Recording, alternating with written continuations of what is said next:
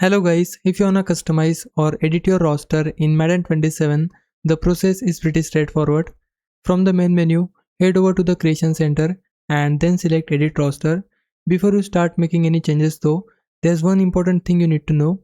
Make sure you load the roster file you wanna work with.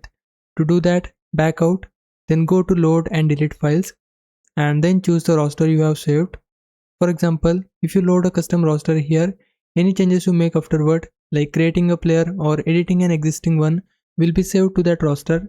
Once your roster is loaded, go back into the Creation Center and select Edit Rosters again. Now choose Manage Players, and from here you can browse through the different positions and make changes to any player you want. You can edit player ratings and information, release players, trade players, or even make other roster adjustments depending on what you wanna change. So basically this is where you can fully customize your roster before using it in one of the available game modes. When you are finished making your changes, save the roster by pressing R3 button, give it a name and save the roster file. Once it's saved, make sure you load that roster before starting a new game mode if you want the custom roster to be used there. And that's all you need to do to edit and save a roster in Madden 27. If this video helped you out, make sure to leave a like and subscribe my channel. For now, thanks for watching.